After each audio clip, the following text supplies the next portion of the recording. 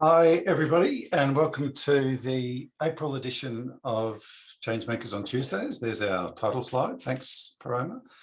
For those of you who don't know me, I'm Matthew Cox. I've fairly recently started a new job at the McLoughlin Foundation, which is a philanthropic charity focused on early childhood in Queensland.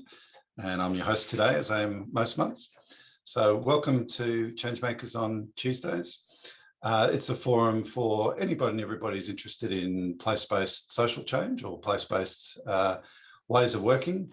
And we get together for 1 hour on the second Tuesday of every month at 12:30 Sydney, Melbourne time. So daylight savings finished. So we're back to more of us on the same time zone, which is good. So 12:30 Sydney, Melbourne time on the second Tuesday of every month. We'll start, as we always do, by acknowledging traditional owners. I'm on Turrbal country, just to the north of the Brisbane River, and I'll acknowledge the traditional custodians of our lands here and their elders past and present and emerging. And you might like to drop into the chat the country you're joining us from, wherever you are, all around Australia. It's always interesting to see where people are joining us from. And just a little bit of housekeeping, we'll be recording the session as we always do today. And past recordings you can find on Platform C. And Paroma will drop the link to Platform C in the chat as we go. And so you can find all of the interesting conversations we've had over the last almost 12 months on Platform C. Thanks, Paroma. We'll ditch the title slide and we'll get into it. Today's guest speaker, we're extremely lucky to have somebody who's one of Australia's most eminent corporate and business titans, I think is probably the appropriate word for Tony. But Tony's also currently the chair of the National Leadership Group for the Stronger Places, Stronger People initiative, which advises the Federal Social Services Minister on place-based work. So Tony chairs that group. He's also the chair of Jawun, which brings corporate and government and philanthropic organisations together with Indigenous communities to do some great work all across Australia. So Tony's the chair of Jawun. And without further ado, a very warm welcome to Tony Berg. Hi, Tony. Thanks, Matthew, and hello, everyone. I'm coming to you from Gadigal country, obviously Sydney CBD. I should say I'm an obsolete titan. I've been semi-retired for about 20 years, and I'm also no longer chair of Jawun. I'm still on the board of Jawun, but was chair for a number of years. Tony, we'll get to Jawun and also Stronger Places, Stronger People and the National Leadership Group. I think people are really interested in your own journey about how you found yourself in that area of work. But I just can't go past a little bit of a chat about your history in corporate Australia, which is quite extraordinary. So in the mid-1980s, I'll just see if I can show a slide here. Hopefully this will work. No, that's not the slide I wanted. Sorry, that's me with the longtime chairman of Macquarie Bank. Yeah, right. So that's you in the mid-80s. How old were you then, Tony? I was about 40. We created Macquarie Bank. It came out of a London investment merchant bank. And you might remember that Paul Keating was opening up licenses for banks and so on. And cut a long story short, we were able to get a license and become a bank in 1985. And the picture you saw was with the chairman, who stayed on as chairman for a long time, David Clark, and the logo, which we invented for the occasion. So I was 40 and that was 1985. It's incredible. So I just checked just before we joined. I think Macquarie is now the 8th largest company by capitalization in Australia. What was that early experience like as a pretty young man, suddenly running what became, a giant corporation? How did you, what was that like in terms of your own personal journey, taking on that responsibility so early in your career? Well, it was a great journey. I mean, I joined the predecessor bank in 1972, and there were about 30 people there at the time. And so it grew and grew and grew. One of the things that I reflect after the event, I mean, we always said that we wanted to hire the best people, and we really tried very hard to hire people, you know, who were very bright, and you know, we thought, you know, were you know, really tops in what they do. But what became to me more important later, I realized was, and this was pure serendipity, pure luck, that we meshed very well. So that we were different personalities, we weren't clones. And it does come, like, you know, when we later talk about collective impact and collaboration, the fact that we were different and sparked off each other and challenged each other, I think was an attribute that's, you know, not talked about in the management books, and it just happened to happen. So it's a bit of, you know, call it random walk or serendipity, but it worked that way. Am I right in saying that former Prime Minister Malcolm Turnbull was a Macquarie member during that time? No, he had his own merchant bank around about that time called Whitlam Turnbull. So he teamed up initially with Nick Whitlam, and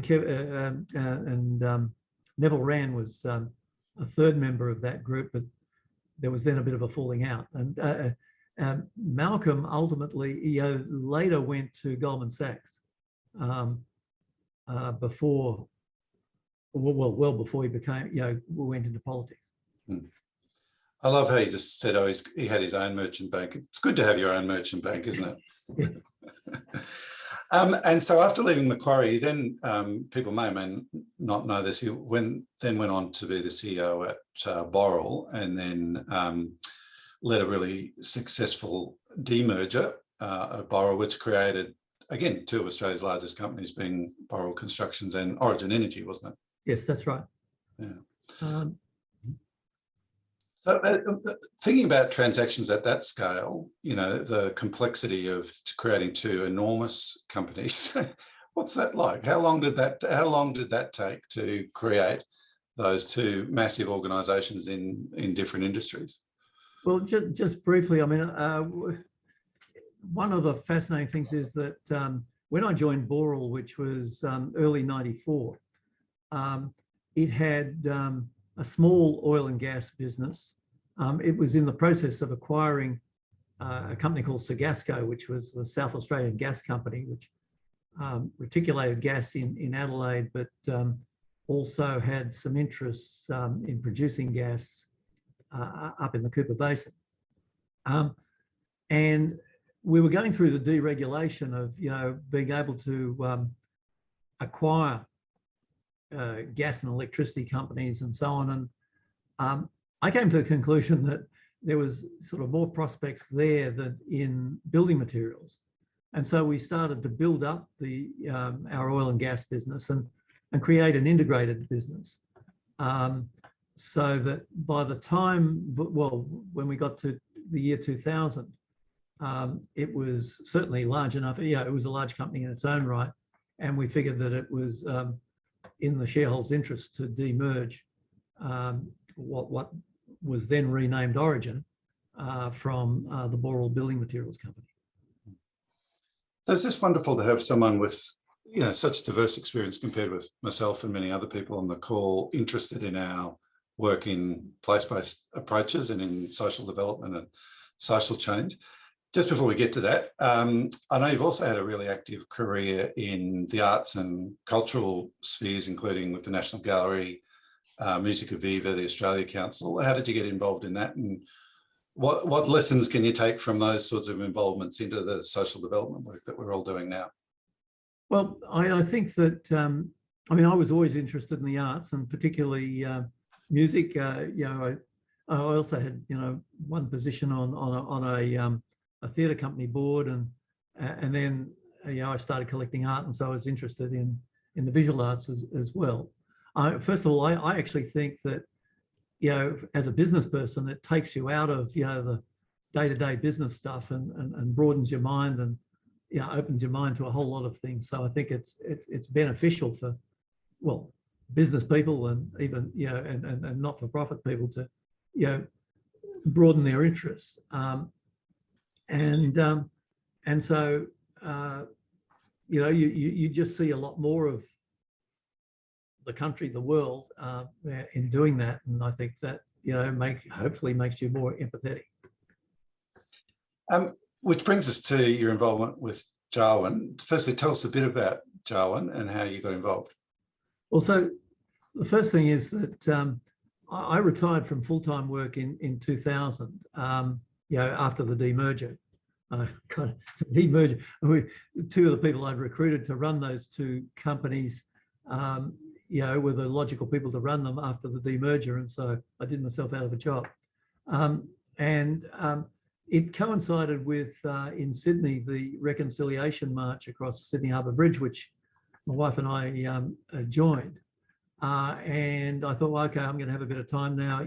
How can I help? It actually took me quite a bit of time to find something meaningful, and I'd been supporting, financially, Noel Pearson up in the Cape on what he called his Higher Expectations program, which was high school students going to boarding schools in Brisbane and elsewhere. The then chairman of the predecessor of Jawun, which was called Indigenous Enterprise Partnerships, Colin Carter, who I knew very well, he then said, well, let's show you obviously got an interest in this area. What about joining the IEP board? We changed the name to Jawun sometime later because it wasn't just enterprise that we were involved in. I mean, just to explain to everybody, what Jawun was doing was getting large corporates and subsequently governments to second their employees, or a number of their employees, to work with Indigenous leaders and their organisations in capacity building. And then, I mean, that was the first time that I got involved in, call it social activity in place. And Jawun subsequently expanded to about 12 communities around Australia. First of all, that was very much in place. And secondly, they came up with the concept of empowered communities, whereby, the Indigenous leadership should take the power and take the responsibility for initiating change, within their communities. So the two-way learning that must have come out of that Jawun experience must have been really quite something to behold. What do you think people got out of it on either side of the transaction in terms of, Aboriginal Torres Strait organisations, benefiting from fairly specialist skills, but also people coming from, corporate Australia in particular, perhaps early in their career, having those sort of exposures? You must have been in a fairly unique position to see that exchange. Yes, well, I think the brilliance of Noel Pearson was that he identified that, I think he felt, everybody always keeps asking for more money, but he felt that money, they were getting money to do programs, but what they didn't have is expertise, and that this was a way of actually bringing that expertise in and transferring, the learnings, and and some of it was nitty gritty. The one I quote is that Woodside, the Woodside CEO sent his PA to work with Ian Trust in the Kimberley, basically to transfer to his PA, what a top grade PA does, with a view to just helping Ian Trust become more effective by having a more effective PA. I mean, that was at the nitty gritty level. There were IT projects, there were marketing projects, there were business projects, but a lot of expertise, but not just giving the expertise, but actually trying to build the capability of the people leading these organisations. from the corporate point of view, for most people, you know, we got this feedback, for most people going in as secondees, they called it life-changing. So it was a life-changing experience for them. Again, you know, in a similar way I was talking about the arts and so on, I think that they became broadened people, more empathetic people, an understanding of how to work in different cultures. So in terms of leadership development, you know, the experience of the secondees was also really important in their development. For those of you who might have just joined after we started, Tony Berg is our guest. Tony's the chair of the National Leadership Group attached to the Stronger Places, Stronger People initiative. So the National Leadership Group provides advice direct to the Social Services Minister about all things place and place-based development. And we've just been talking to Tony about his early career, really at the top of Australian business as a CEO of Macquarie Bank and Boral, and creating Origin Energy out of Boral. So it's been a fascinating journey, Tony. I think it probably isn't the next obvious question is, how on earth did you find your way to place-based work and the Stronger Places, Stronger People initiative?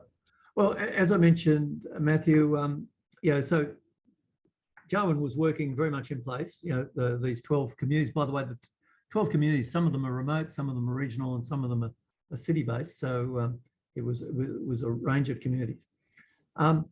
And I started to, I mean, one of the things I did in more recent years was to try and understand what was happening with Closing the Gap and you know, that initiative that Kevin Rudd started around about 2008. And I was trying to understand, you know, were we making progress or not? And frankly, I don't think we were making a lot of progress. And I then started to try and think about, well, why is this so? I mean, you know, a lot of resources are going in, a lot of money, you know, Jawun's in there, everybody's in there trying to make positive change. And in fact, most organizations, you know, they look at their KPIs and they think they are making change. So, I mean, and this is a big subject, obviously, but I came to two conclusions. One was that to really redress disadvantage, I mean, in these communities, and I think also, you know, in more general communities where there's significant disadvantage, the solution is holistic in the sense, I mean, and the example I give is, you know, a lot of people go in and say, oh, well, just educate the kids and everything will be better. But if the kids have got health problems, well, it's hard to learn. If they've got dysfunctional families, they don't turn up to school. You know, if there's violence, there's all kinds of mental damage. You know, so it requires much more than just saying, let's have a good education program. And you can broaden that out. So, you know, I think that you've got to, unfortunately, you've got to work on all these issues at the same time to actually get progress. The other thing that I came to the conclusion, and frankly, I think that this is swept under the carpet. I mean, people just don't want to really talk about it and deal with it, is that the addictions to alcohol, drugs and gambling, which really are exacerbated, I think, by, and Noel Pearson thinks too, by intergenerational welfare. Basically, that undermines everything. And if you're not willing to deal with that, then I don't think you can make any progress at all, because it just keeps undermining everything. And this leads up to how I got into the National Leadership Group, surprisingly, because one of the things that I I decided to champion, and let me emphasize, this is controversial, and it's I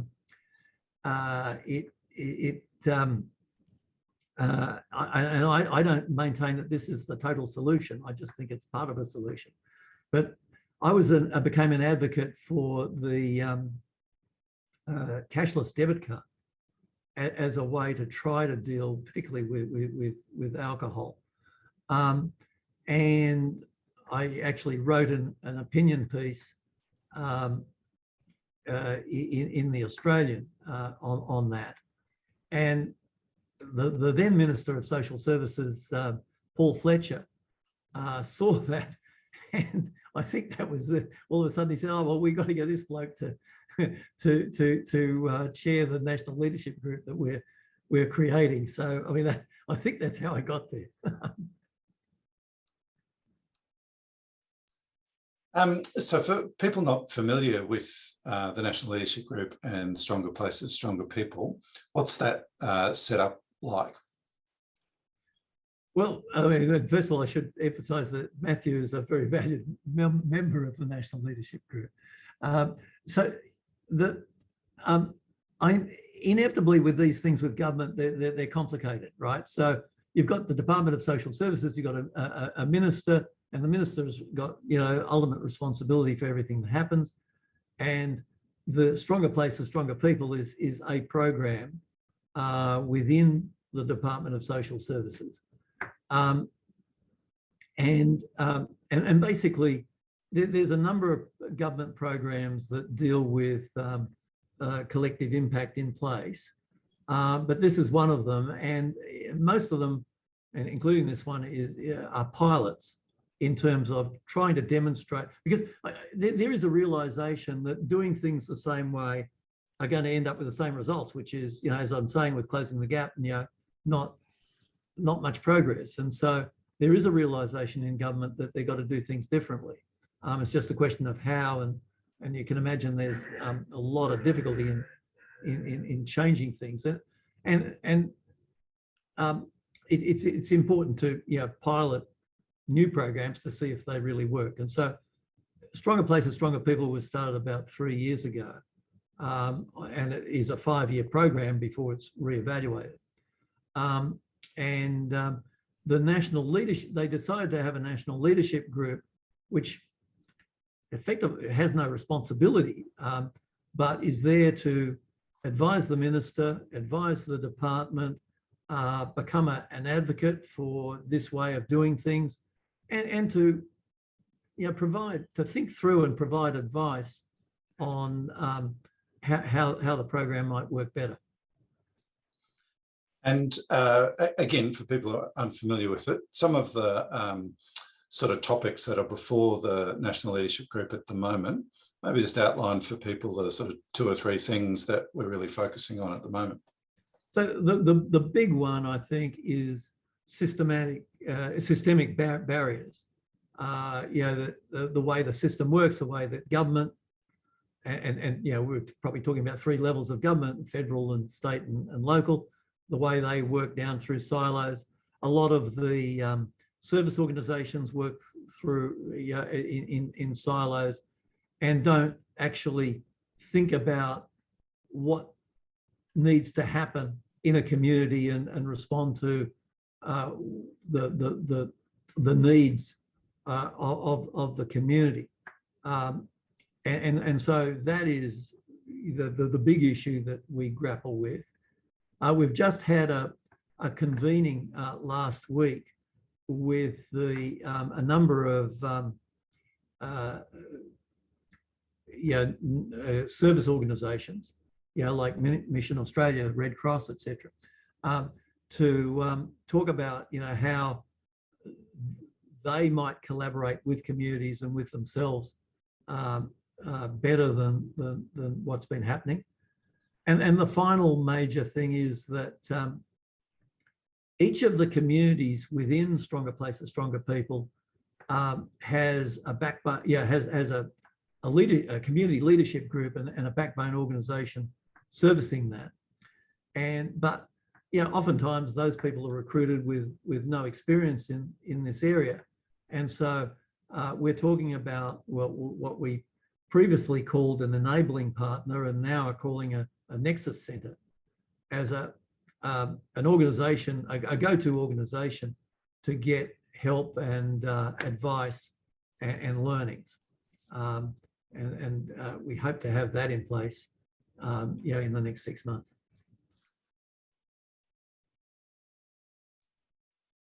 Tony, we're almost out of time, but I think from your unique position that you're in as the chair of that national leadership group, where do you think, if you had to summarise for you, where do you think the sort of place-based agenda is in Australia as a policy idea?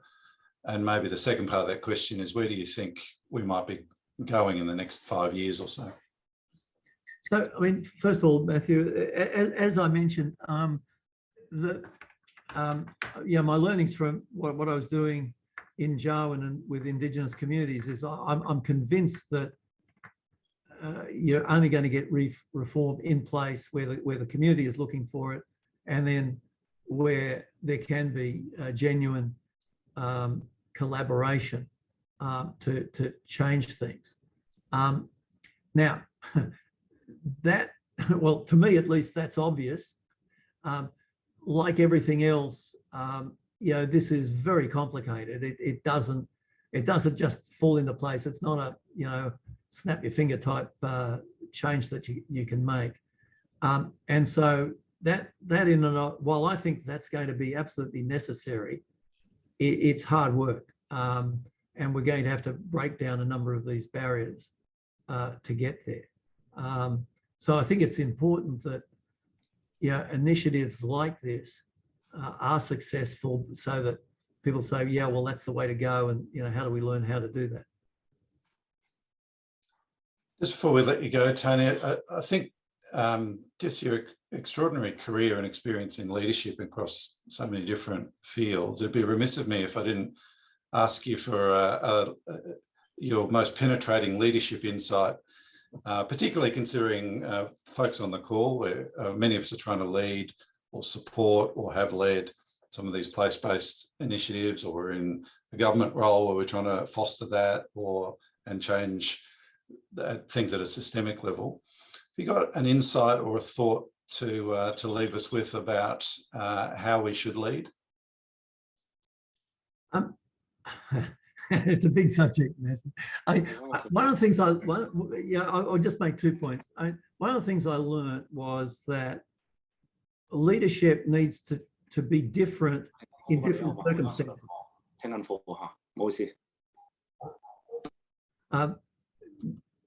Sorry, we're good. And what I mean by that is, for example, when I was leading Macquarie Bank, we were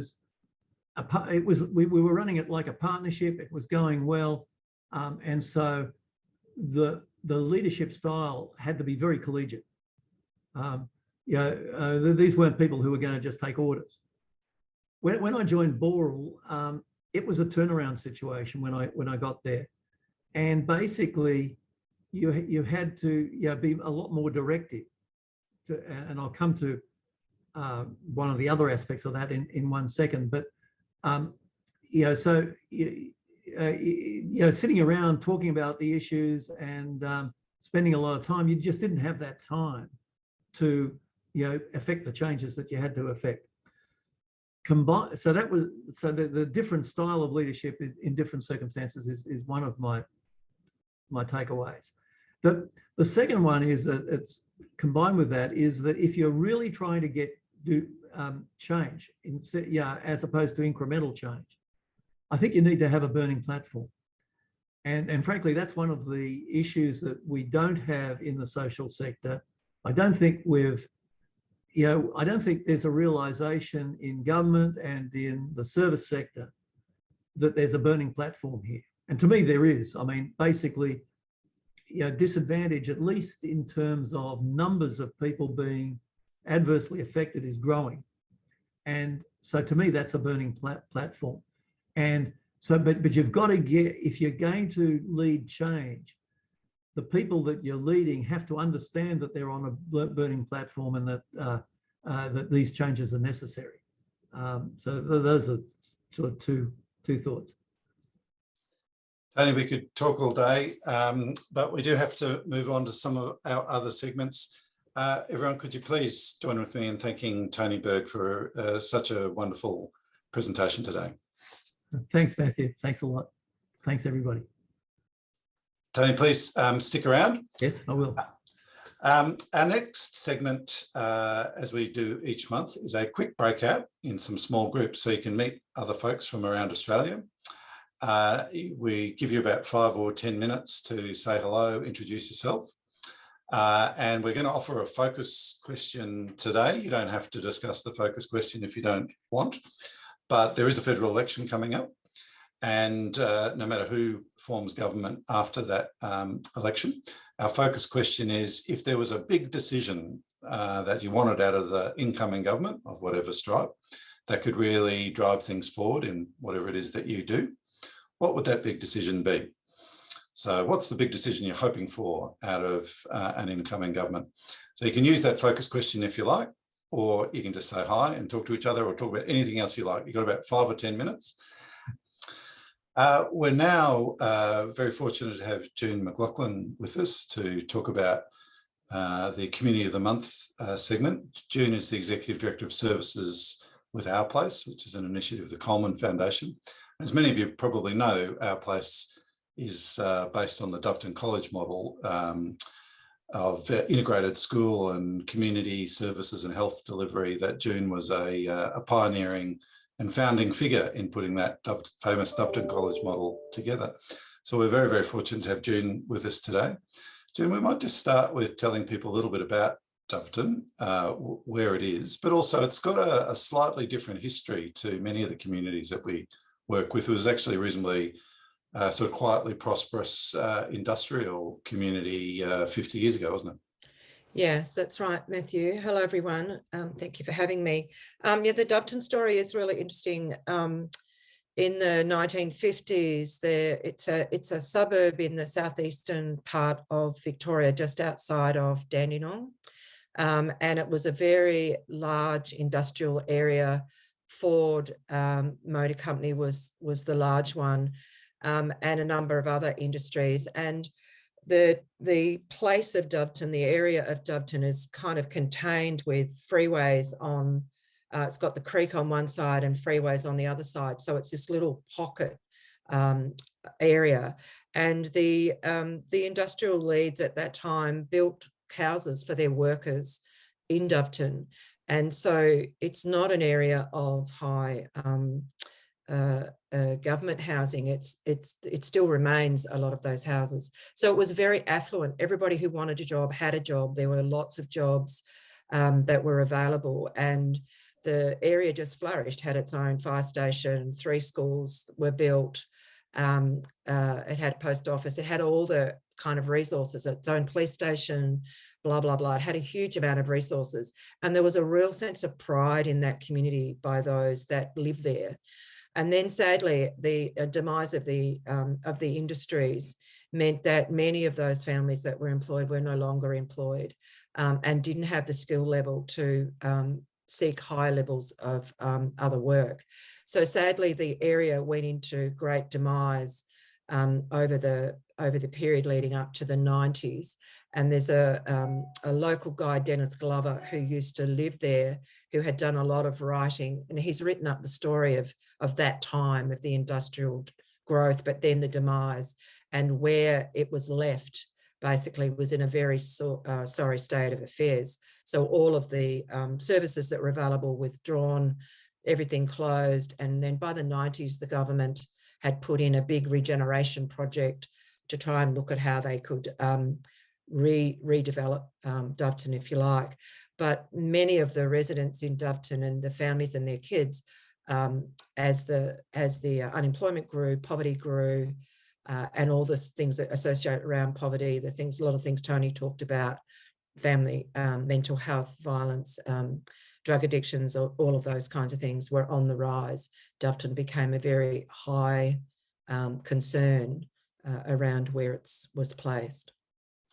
And so the Doveton College story is known to many of us, and it's been quite an extraordinary influence on policy thinking all around Australia. So there's this story, prosperous communities, factories close, things go into a downward spiral. Tell us about how Doveton College as a proposal got going, and what were those early days like? Interesting. So the way that if you think the Doveton College is a place-based model, utilising the universal platform of a school, and the way that the department in Victoria looks at schools and builds schools and regenerates existing schools, there's a whole plan that's in place with numbers of schools on the books at any one point in time. And Doveton had a secondary school, 3 primary schools. So it was on the books to be redeveloped. All infrastructure that was built in the 50s that was falling apart, it was really quite appalling. And at that time, about 2008, 2009, Julius Colman, who is the philanthropic partner, benefactor for Doveton, he's bought and sold very large properties, shopping centres, etc., made a lot of money. Him and his wife, Pam, set up a foundation and really wanted to look at how they could support disadvantaged. He was a refugee himself, and he really wanted to support a community that had some refugee components. So Julius, through a very circuitous route, which I won't go into, approached the state government and said, I've seen some initiatives overseas, some of the work in Las Vegas that Andre Agassi had set up based on schools really impressed Julius. He went to spoke to John Brumby, the then Premier, and said, I want to invest in some schools. I've got some money. I want to do it long term. Tell me where I can go. And they took him out and about to visit a few different places. And he really thought that Doveton had the bones of being a community that could take up some support. So he basically signed an MOU agreement with the Victorian government, something that the government had never done before, with a philanthropic partner, and said he would invest for 10 years at Doveton to try and look at how we might develop and support families. And he also invested in the infrastructure. The department brought forth their infrastructure plans and collapsed the 3 primary schools and built one great big, beautiful lighthouse on the hill. There's a story to that lighthouse. It was absolutely the best building in the whole area and could be seen from everywhere. And that's when I became involved. Julius came to me to say, look, I've done this now. What am I going to do on site? What are we actually going to do? So that was the start of my involvement, which would have been about early 2010.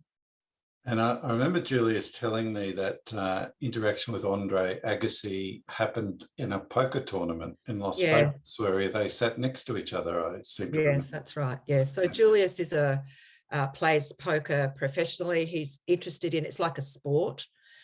He's actually just developed an app to teach people how to play poker. He believes it's very good for your thinking skills.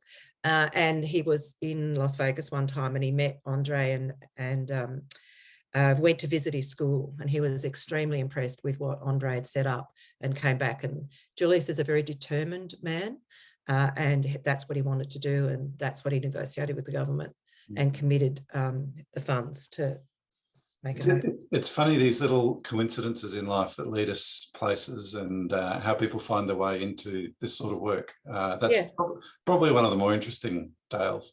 Yeah. So let's fast forward to the model that you've established, June. Talk people through, for those of us who haven't been to Doveton, talk us through what you see when you walk through the front door, what's going on, what's the model like? And so I guess, and Tony, I was really interested in your comments and thoughts before, because my background is in government, in community, social, as well as early childhood. And a point in my career where I had the opportunity. So if you're going to do something that was school-based and place-based, what would you do? And look to the international evidence, Sure Start, the UK evidence, the American evidence. There was a lot of work going on in the US, and also the Canadian evidence around how you develop and utilise this universal, progressive universalism notion. And so we know that we need to start early, in life, early for children, antenatally. We know it's got to be high quality. We know that we need to pay attention to high quality schooling.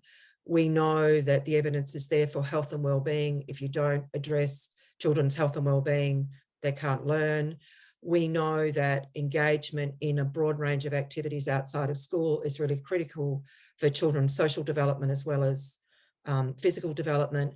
And we also know that if we don't engage families in this journey right from the get-go and think about the adult capability piece, that children won't thrive. We know kids do better in families where at least one parent works.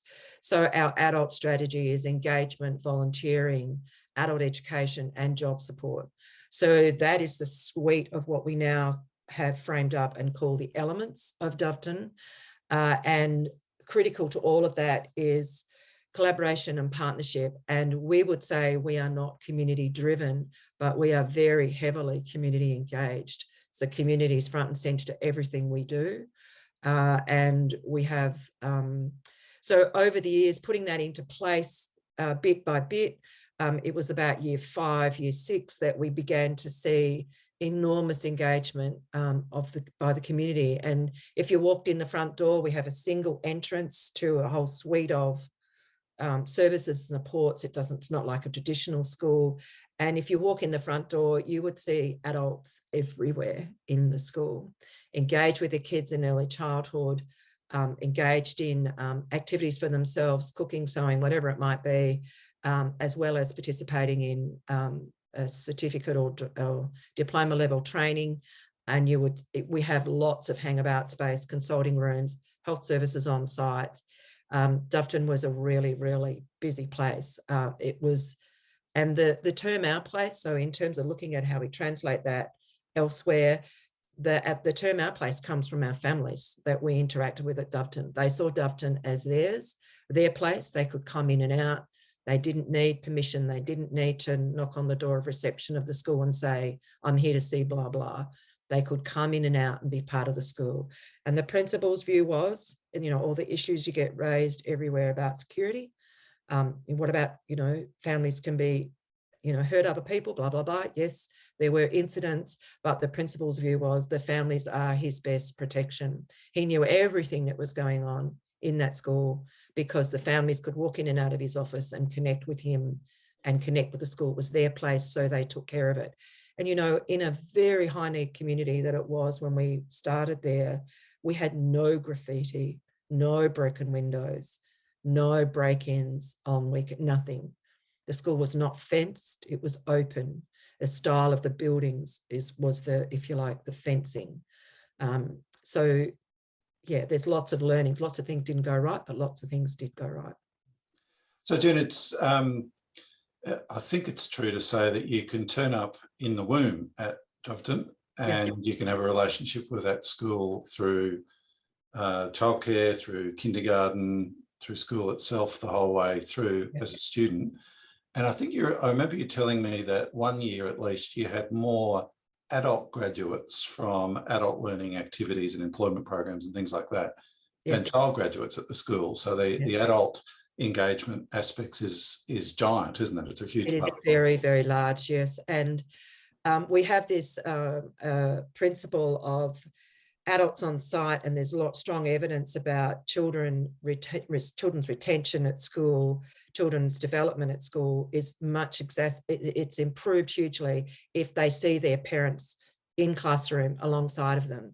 There's common language, common understandings that can happen, but it's that whole notion of valuing education, that it's important, and that's the message that goes across to kids. And we do all of our, we still do all of our graduations, if whatever achievement, whether it's a pre-course or a accredited course, all those are celebrated and kids are come out of class and participate in that with their family. So they see their parents succeeding, getting certificates for various things, and it makes a big impact on the kids.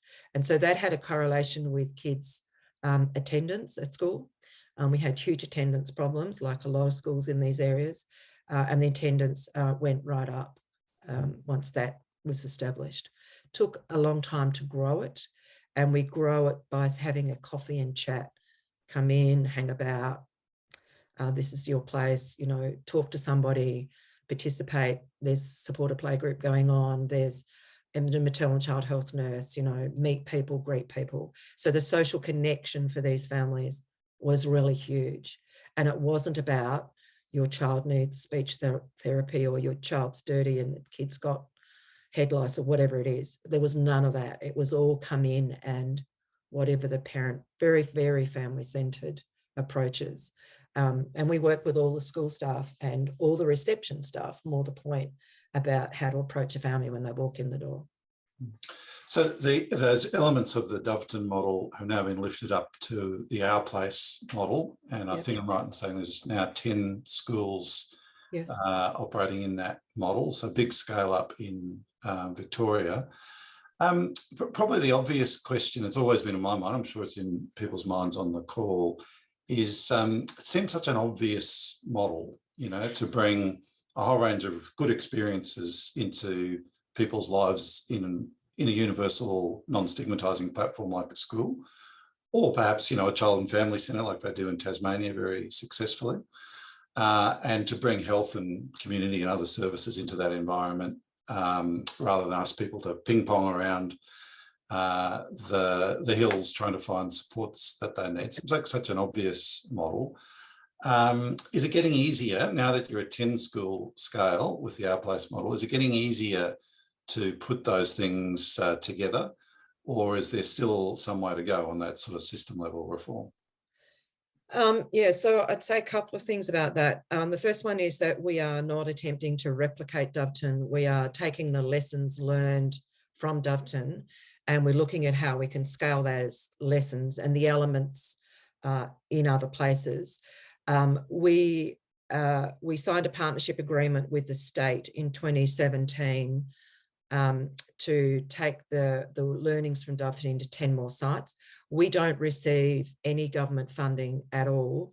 All our work is totally philanthropically funded. We've set up an alliance and the 10-year spend is about $50 million. It's a lot of philanthropic money.